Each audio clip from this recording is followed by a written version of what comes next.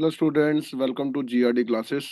तो आज के लेक्चर में हमारा जो टॉपिक रहेगा वो रहेगा वेव से, जो क्लास 11th का लास्ट चैप्टर है।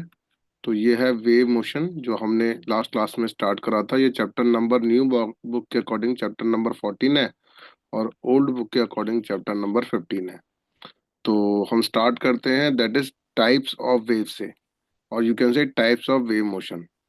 तो लास्ट क्लास में हमने पढ़ा था कि जो वेव मोशन है वो एक डिस्टरबेंस होती है बिटवीन द पार्टिकल्स। जो पार्टिकल है अपनी पोजीशन पर वाइब्रेट करता है, टू एंड फ्रो मोशन करता है, और डिस्टरबेंस जो है वो फॉरवर्ड डायरेक्शन में जाती थी। तो कहता है कि depending on the relationship between the direction of oscillation of individual particles and the direction of the wave propagation, the waves are classified into two categories. तो मैंने आपको बताया था कि जिस तरीके से पार्टिकल अपनी पोजीशन पर टू एंड फ्रो मोशन कर रहा था, तो पार्टिकल के पास एनर्जी का ट्रांसफर था, है ना।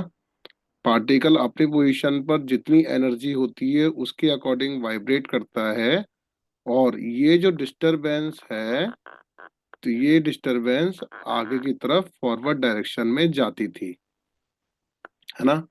तो अगर ये वाली बात आप सभी बच्चों को क्लियर होती है, तो ठीक उसी तरीके से ये हमारा जो टॉपिक है दो पार्ट्स में डिवाइड कर दिया गया है, that is transverse wave and another one is longitudinal wave.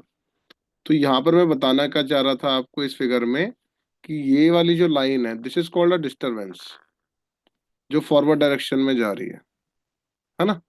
और ये जो पार्टिकल है, जो डॉटेड पार्ट है, डॉटेड पार्ट में हमें ये बताया गया है कि ये जो पार्टिकल है ये अपनी पोजीशन पर अपनी अपनी एनर्जी के अकॉर्डिंग वाइब्रेट कर रहे हैं। तो कहता है कि अगर ये वाला पार्ट क्रेस्ट बन रहा है, ये वाला पार्ट ट्रफ है, जैसे ये वाला पार्ट को क्रेस्ट कहते हैं, इसको ट्रफ बोलते हैं, फिर इसको क्रेस्ट बोलते हैं, तो ये रिप्रेजेंटेशन है वेव की। क्या इससे कोई अलग रिप्रेजेंटेशन हो सकती है? तो कहता है हाँ, हो सकती है, जिसको हमने दूसरी कैटेगरी में बताया, that is called longitudinal waves.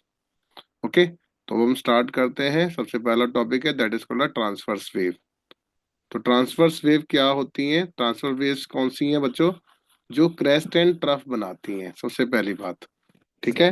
तो कहता है these are the waves in which the individual particles of the medium oscillate perpendicular to the direction of wave propagation.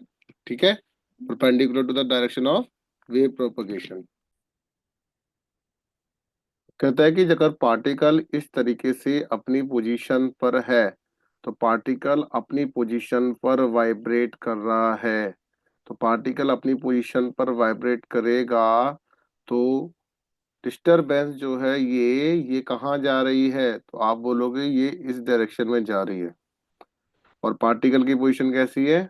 ऐसी। इस वेव के डिस्टरबेंस है, that is called a pulse. तो forward direction में, इस डायरेक्शन में पल्स है, और ये पार्टिकल की पोजीशन इस तरीके से है जो परपेंडिकुलर है। तो कहते हैं these are the waves in which the individual particle of the medium oscillate perpendicular to the direction of wave propagation. तो ये आपसे क्वेश्चन भी पूछा जा सकता है वाइवा में, कि किस तरीके की वेव्स होती हैं जो उनका मोशन किस तरीके से होता है डायरेक्शन ऑफ वेव प्रोपगेशन के according, that is called perpendicular. तो जैसे यहाँ पर बना रखा है, बड़े ध्यान से देखो। तो मोशन ऑफ द पार्टिकल ऐसे है, जो बिल्कुल हमने इस तरीके से दिखाया है। जो पल्स है वो इस तरीके से है, जो फॉरवर्ड डायरेक्शन में जा रही है। तो ये अगर क्रेस्ट एंड ट्रफ बना रही है इस तरीके से फिगर नंबर बी में, तो मोशन ऑफ द पार्टिकल जो है वो perpendicular to the wave propagation. I hope clear हुआ। तो कहता है जो फर्स्ट फिगर है वो क्या बता रही है? एक सिंगल पल्स।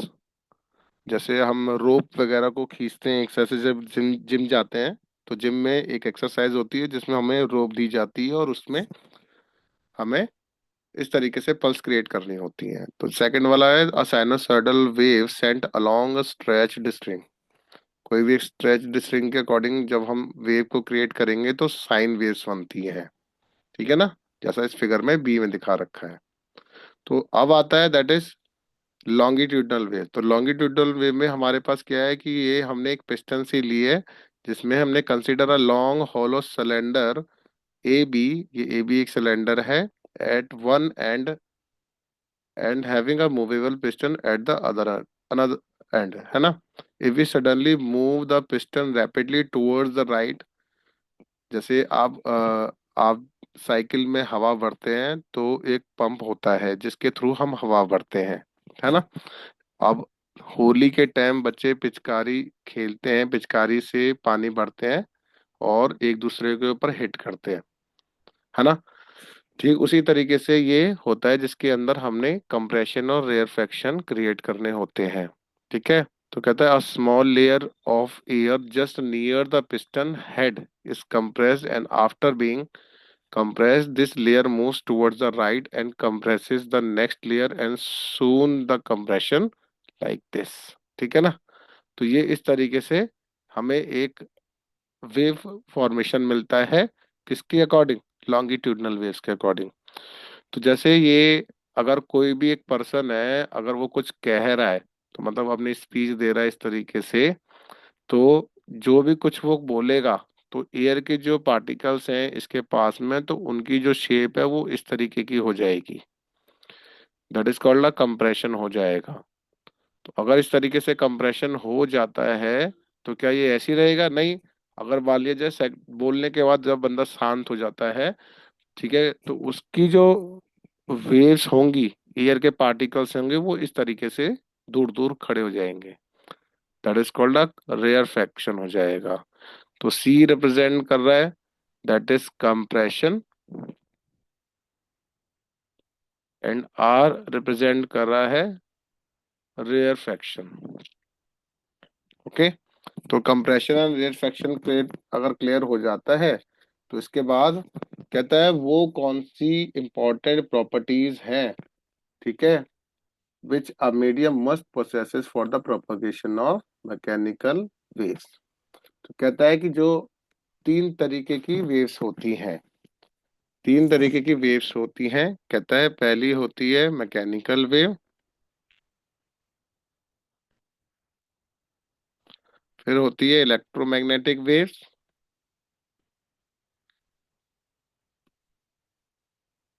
फिर होती है that is called a matter wave. Mechanical waves वो होती हैं जिनके लिए मटेरियल मीडियम की रिक्वायरमेंट होती है। कहता है द वेव्स, और you can say the waves which require a material medium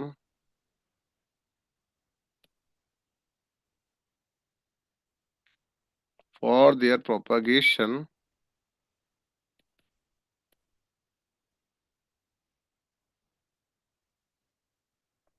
उनको क्या बोला जाएगा, mechanical wave. Which do not require, which do not require material medium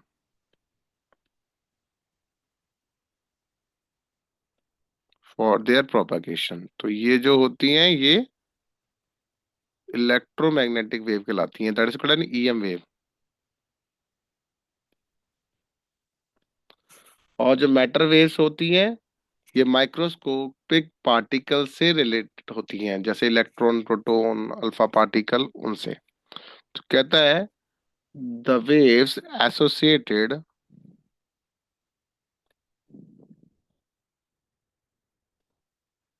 with microscopic particle.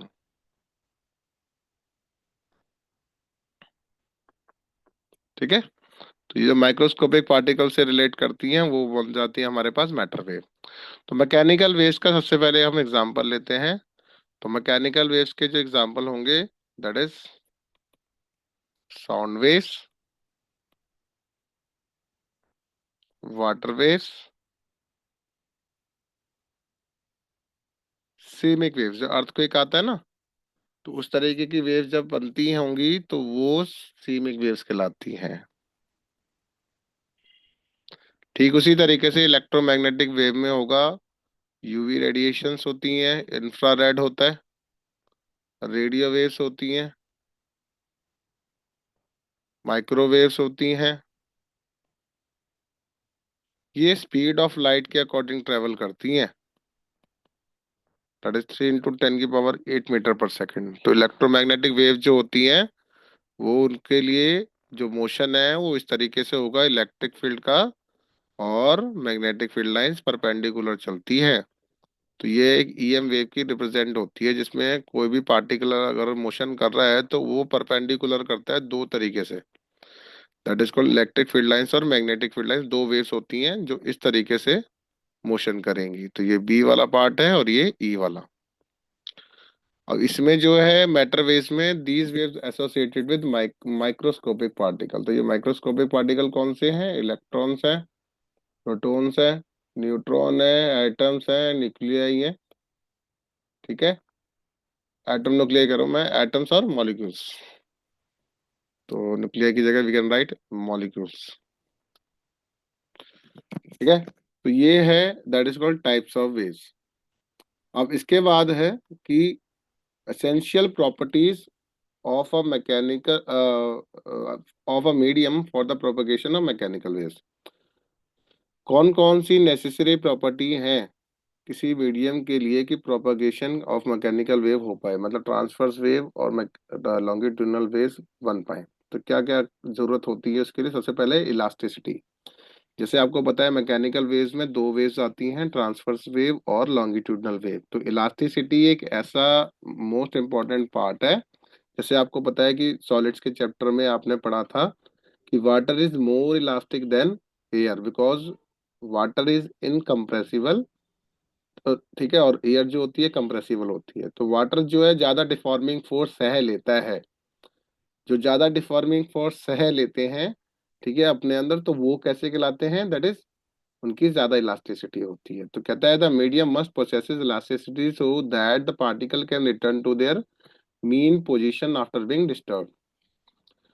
Inertia दूसरा प्रॉपर्टी है इनर्शिया की। The medium must possesses inertia और mass so that it particles can store kinetic energy. तो कहता है जितने भी particle हैं उन सबके पास क्या है? गैस के मॉलिक्यूल हो गए, ठीक है, और लिक्विड के मॉलिक्यूल्स हो गए, इन सबका कुछ ना कुछ इंटरमॉलिक्यूलर फोर्स लग रही है। तो सभी पार्टिकल्स के बीच में लग रही है और सभी पार्टिकल्स के पास कुछ ना कुछ मास है। तो मास किस पे डिपेंड करता है? इनर्शिया पे करता है। ठीक है, तो इनर्शिया भी एक बहुत इंपॉर्टेंट रोल कहलाता है, एसेंशियल प्रॉपर्टी कहलाती है। That is minimum friction. अगर ज्यादा फ्रिक्शन होगा तो ज्यादा फ्रिक्शन होने से क्या होगा? पार्टिकल जो है अच्छी वेव्स क्रिएट नहीं कर पाएगा, तो हमें ऑसिलेशंस करानी है, तो इसलिए मिनिमम फ्रिक्शन की रिक्वायरमेंट रहती है। तो आई होप कि आज के लेक्चर में हमने जो ये इंपॉर्टेंट पॉइंट्स पढ़े हैं, रीड किए हैं, वो आपको ढंग से याद हो जाए। इनसे रिलेटेड 1 से 2 मार्क्स का क्वेश्चन पूछा जाता है। Thank you very much.